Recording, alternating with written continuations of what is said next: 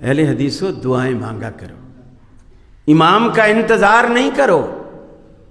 امام کی اپنی ضرورت ہے، آپ کی اپنی ضرورت ہے، آپ اپنی ضرورت کے تحت دعا مانگو۔ پھر دوسری بڑی بات، آج ہم یہ تو کہتے ہیں، خطیب صاحب جب ممبر پہ کھڑا ہوتا ہے تو لوگ پرچیاں دے جاتے ہیں، میری نانی بیمار ہے، میرا کل انٹرویو ہے، میرے کل اگزام شروع ہو رہے ہیں، خطیب صاحب ذرا دعا کرا دیجیے گا۔ میں یہ نہیں کہتا خطیبوں سے دعا نہ کراؤ، کراؤ، لیکن پورے حدیث کے ذخیرے میں ایک روایت بھی ایسی نہیں ملتی کہ امام مسجد کی یا خطیب مسجد کی دعا اللہ رد نہیں کرتا، ایک روایت بھی نہیں ہے۔ لیکن یہ روایتیں موجود ہیں کہ دعوت الوالد لولدہ، والد کی دعا اولاد کے حق میں اللہ رد نہیں کرتا۔ تو آپ مولوی کو تو پرچی دیتے ہو، گھر میں کبھی باپ سے بھی کہا جس کی دعا اللہ رد نہیں کرتا؟ کبھی اس سے بھی کہا؟ اور ماں باپ کو تو کہنے کی ضرورت بھی نہیں، پرچی بھی لکھنے کی ضرورت نہیں ہے، صرف ماں باپ سے بنا کے رکھے، ساری زندگی دعائیں ملیں گی، صرف بنا کے رکھے، ساری زندگی دعائیں ملیں گی۔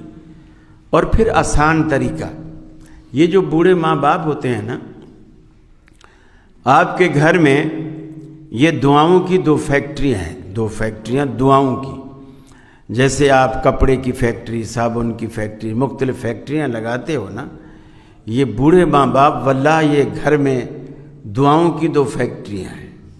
امام ابن سیرین رحمۃ اللہ علیہ کی والدہ فوت ہوئی، دھاڑے مار مار کے رونے لگے۔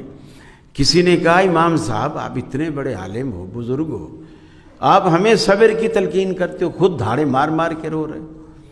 انہوں نے کہا کہ میں اس لیے نہیں رو رہا کہ میری اماں فوت ہوئی ہے، میں اس لیے رو رہا ہوں کہ اللہ تعالیٰ نے میرے لیے جنت میں جانے کے دو دروازے کھولے تھے، ماں کی شکل میں اور باپ کی شکل میں، اس میں سے آج ایک دروازہ بند ہو گیا ہے۔ یہ جس دن ان کی آنکھیں بند ہوتی ہیں نا، پیچھے آپ کو دعائیں دینے والا کوئی نہیں ہوتا، سب حسد کرتے ہیں، آپ کی ترقی سے لوگ جیلس ہوتے ہیں۔ ماں باپ واحد ہستی ہیں جو آپ کی ترقی کو اپنی ترقی سمجھتے ہیں، فخر سے دوسرے کو بتاتے ہیں یہ میرے بیٹے کی فیکٹری ہے، یہ میرے بیٹے کا بنگلہ ہے، خوش ہو کر بتاتے ہیں۔ وہ ایسے سمجھ رہے ہوتے ہیں کہ جیسے یہ ترقی میں نے کی، اور یہ حقیقت ہے۔